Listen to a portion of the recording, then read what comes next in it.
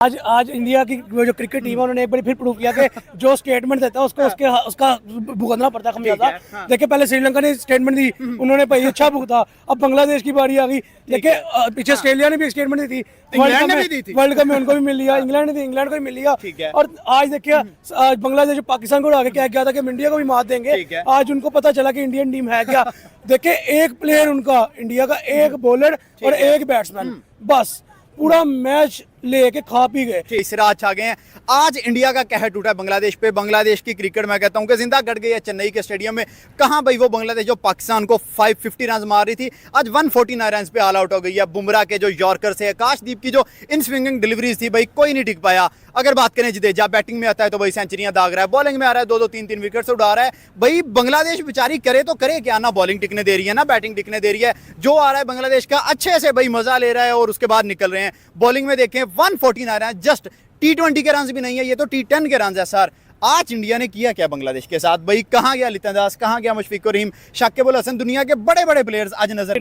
मैं कहता हूँ 10,000% भी जो है वो इंडिया जीत चुका है। बांग्लादेश की बस की बात नहीं है कि वो इंडिया से जो है वो जीत पाए। वो भी इंडिया के घर में जाके भाई 4200 दिन हो चुके हैं, इंडिया आज तक नहीं हारा अपने ग्राउंड के अंदर, अपने मैदान के अंदर। तो भाई तो बांग्लादेश कैसे उनकी हिस्ट्री चेंज करने जा सकती है? तो बांग्लादेश की क्या औकात है कि वो बांग्लादेश इंडिया के घर जाके जो है वो उनकी हिस्ट्री चेंज करें? तो नॉट पॉसिबल। और उसके बाद रोहित शर्मा की बात करें, कैप्टनसी की, तो भाई वो एशिया कप से लेके अभी तक उनकी कैप्टनसी पूरी दुनिया में छाई हुई है। ये नहीं कि भाई वो सिर्फ अपने होम ग्राउंड में परफॉर्म कर रहे हैं, वो पूरी दुनिया के अंदर जो है वो परफॉर्म कर रहे हैं। T20 वर्ल्ड कप की आप बात कर लें, आप एशिया कप की बात कर लें, आप वर्ल्ड टेस्ट चैंपियनशिप की बात कर लें, उसमें फाइनल में पहुंच गया है। तो वो हर जगह के अंदर उसने भाई अपनी कैप्टनसी। लोग कह रहे थे बुमराह के बाद इंडिया के पास बॉलर नहीं है। आकाशदीप कहां से निकल के आया भाई? 2 कंसेक्टिव बॉल पे 2 बोल्ड किए उस बंदे ने और डेल स्टेन की याद ताजा कर दी जो इन स्विंगिंग डिलीवरीज लगाई हैं। सर देखें इंडिया का हर एक यंग टैलेंट जो है वो पूरी दुनिया के ऊपर छाने के लिए तैयार बैठा हुआ है। इसके अलावा भी आकाशदीप तो भाई आगे आप सामने आके, इसके अलावा एक सरफराज खान भी इनका बैट्समैन पड़ा हुआ है, ठीक है। तो अभी इनके आकाशदीप की बात करें तो नो डाउट कि इंडिया का हर टैलेंट जो है वो दुनिया के ऊपर बादशाही कर सकता है।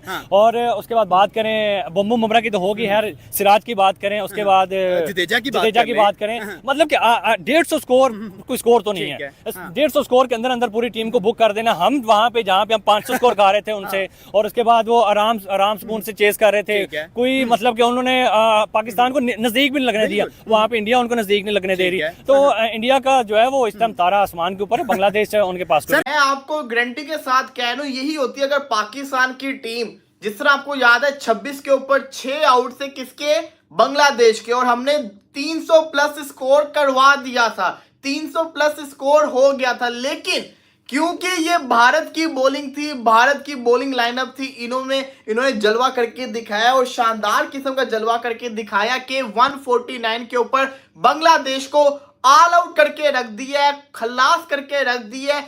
इसलिए कहता हूं कि ये होती है बॉलिंग। आप देखेंगे 40 पे 5 आउट हुए, शाकिब और लितुन दास ने पार्टनरशिप लगाई। हमें लगा कि शायद जिस तरीके से 26 पे 6 थे, मेहदी हसन मिराज और लितुन दास ने पाकिस्तान के अगेंस्ट पार्टनरशिप लगाई थी, इसी तरीके से इंडिया को भी फेंटा लगेगा, इंडिया के अगेंस्ट भी ये लोग पार्टनरशिप लगाएंगे और हम जिसे कहते हैं ना, कहेंगे कि जैसे हमारे साथ हुआ वैसे इनके साथ हुआ। लेकिन भाई साहब ये इंडिया है, यहां पे इनके पास एक से बढ़ के एक बॉलर मौजूद है। जडेजा उस पॉइंट के ऊपर आया कि उसने दोनों को उखाड़ के रख दिया, लितुन दास को भी उसने उखाड़ दिया, शाकिब अल हसन को भी उखाड़ दिया। खाली यहां पे एक बॉलर नहीं चलता, यहां पे हर बॉलर परफॉर्मेंस करके दिखाता है। अभी मैं बुमराह के ऊपर आऊंगा, बुमराह तो अखीर लेवल का हाई क्लास बॉलर है ना। ओ भाई साहब, जो सही जिसने इंप्रेस किया वो तो आकाशदीप था। आपके जिसको कहते हैं शाहीन शाह अफरीदी से आजकल अच्छी बॉलिंग तो ये आकाशदीप कर रहा है। आकाशदीप की आपने बॉलिंग देखी कैसे विकेट निकाल के गया था। बुमराह की तो तारीफ बनती है, बुमराह ने जो बॉलिंग की है, लेकिन असल तारीफ तो बनती है आकाशदीप की, जिसने जो विकेट्स निकाले थे, 2 विकेट्स निकाले थे। बुमराह ने आज बांग्लादेश के खिलाफ 4 विकेट्स लेकर अपनी 400 विकेट्स का टारगेट कंप्लीट कर लिया है। मनान क्या कहना चाहेंगे? बुमराह तो पकड़े नहीं पकड़े जा रहे, एक के बाद एक विकेट आज हमें उड़ाते हुए नजर आए हैं। और अगर हम बात करें बुमराह की, तो कहते हैं कि सदियों में कोई ऐसा एक प्लेयर पैदा होता है, वो अपने होम ग्राउंड की बात करें या फिर हम किसी और कंट्री में देखें, किसी भी बैट्समैन को अपने सामने टिकने ही नहीं देते। फर्स्ट ऑफ ऑल तो देखें ना, बुमराह एक बहुत ही अच्छा बॉलर है, नो डाउट। अगर कोई कहता है कि बुमराह एक अच्छा बॉलर नहीं है तो वो फिर क्रिकेट लवर नहीं है, क्रिकेट फैन नहीं है, क्रिकेट नहीं वो देखता होगा, जो सीधी साफ बात है। क्योंकि अब ये देखें कि बुमराह एक ऐसा स्पेल उसके पास है, वो 6 बॉल्स को 6 अलग डिलीवरीज कर सकते हैं। एक बॉल वो इन स्विंगर फेंक देगा, out swing, yorker, full toss, good length, full length, line length पे वो उसको आती है लाइन लेंथ, उसकी लाइन लेंथ बहुत पक्की है बुमराह की। अब ये देखे बुमराह एक ऐसा स्पेल वाला बंदा है जो आंखें बंद करके इंडिया वाले जहां मर्जी उसको चला देते हैं। ऐसा ही है। T20 के अंदर पहले ओवर सबसे पहले मैं उनको मुबारकबाद देता हूँ, 400 विकेट उन्होंने मुकम्मल की हैं। बेशक वो हमारा दुश्मन मुल्क है, लेकिन जो स्पोर्ट्समैन स्पिरिट है उस हवाले से उनको मुबारकबाद देना बनती है। और वो बड़ी मेहनत करता है और शुरू से बड़ी मेहनत कर रहा है और स्ट्रगल कर रहा है, और जैसे उसने दुनिया में अपना नाम बनाया और बड़े बड़े बैट्समैनों को उसने तिकती का नाच नचा दिया। बुमराह जो है ना टैलेंट का नाम है। जब भी बुमराह आता है विकेट के ऊपर तो वो विकेट लेने के लिए आता है। आपको पता होगा T20 वर्ल्ड कप के अंदर भी पाकिस्तानी टीम का बर्बाद किसने किया था? बुमराह ने किया था। बुमराह ने बाबर आजम को की विकेट ली थी, बाबर आजम की पूरी पाकिस्तान की टीम क्लियर होगी। आज भी देख रहे हैं बांग्लादेश के खिलाफ यार 4 विकेटें। बुमराह एक ऐसा स्पेल उसके पास है, वो 6 बॉल्स को 6 अलग डिलीवरीज कर सकते हैं। एक बॉल वो इन स्विंगर फेंक देगा, out swing, yorker, full toss, good length, full length, line length पे वो उसको आती है लाइन लेंथ, उसकी लाइन लेंथ बहुत पक्की है बुमराह की।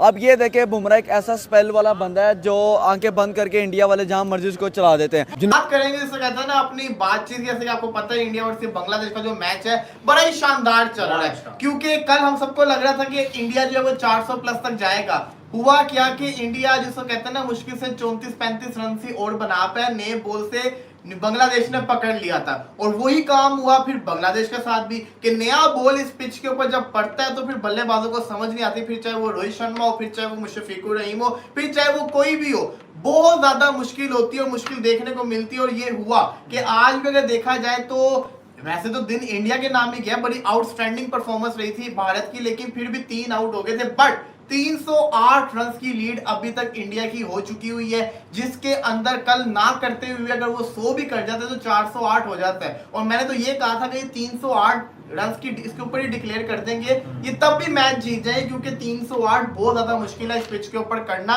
ये इतनी खतरनाक टीम है, इतना दम रखती है कि ये बांग्लादेश को पकड़ सकती है। तो आज के दिन के अंदर जो चीजें थी वो बड़ी अहम चीजें हुई, जिसके अंदर आप देख सकते हैं कि बुमराह बूम बूम बुमराह भाई, ये मैं कहता हूं कि इसकी तौहीन है, इसको छोटी टीम के केस आप खिलाओ। ये बड़े लेवल का बॉलर है यार, कांपते हैं सामने वाले जो बल्लेबाज है, इसको देख के डरते हैं। साफ दिख रहा था कि बांग्लादेश वालों के हाथ पांव फूले हुए थे। बुमराह के अलावा आकाशदीप ने बड़ा ज्यादा इंप्रेस किया, एक शानदार किस्म का बॉलर है। सिराज ने विकेट्स निकाली, लेकिन मेरे अपने पर्सनल पॉइंट ऑफ व्यू से जो जडेजा ने 2 आउट किए थे ना, शाकिब उल हसन, लितुन दास, जबकि वो सेट हो गए थे, वो बड़े क्रूशियल थे। बैक टू बैक जो उसने विकेट्स निकाली थी, बड़ी इंपॉर्टेंट विकेट्स निकाली थी। इसी के दिन आज के दिन एक और जिसको कहते हैं ना चीज हुई, रोहित शर्मा आउट हो गया, हालांकि अच्छा खासा लग रहे थे। जायसवाल आउट हुए, विराट कोहली। जब मैंने एक चीज का अंदाजा लगाया कि जब इंसान का बुरा वक्त चल रहा होता है ना, इंसान का कॉन्फिडेंस लेवल डाउन होता है, फिर चाहे वो दुनिया का किंग ऑफ क्रिकेट क्यों ना हो, वो भी जिसको कहते हैं ना लो कॉन्फिडेंस के अंदर अपनी विकेट गंवा जाता था। हुआ क्या, इतना बड़ा एज हुआ था, इनसाइड एज हुआ था। विराट कोहली इतने जिसको कहते हैं ना डाउन हुए कि उनको ये इल्म ही नहीं था कि जिसको कहते हैं ना एज हो गया हुआ है, उन्होंने रिव्यू नहीं लिया। हालांकि मैंने पहले भी क्या अभी भी कहूंगा, विराट कोहली जैसे खिलाड़ी पे तीनों रिव्यू कुर्बान, क्योंकि एक रिव्यू भी अगर इसको बचा ले तो मैच पलट के रख दे। इतना बड़ा खिलाड़ी उसने रिव्यू नहीं लिया। क्यों नहीं लिया? क्योंकि उसके माइंड के अंदर था यार मैं स्पिन के हाथों आउट हो जाता हूँ, LBW हो गया हूँ, लग तो सीधा ही लगाया, लेकिन उसके माइंड में ये था ही नहीं कि मैंने जिसको कहते हैं ना बॉल को टच कर लिया हुआ है।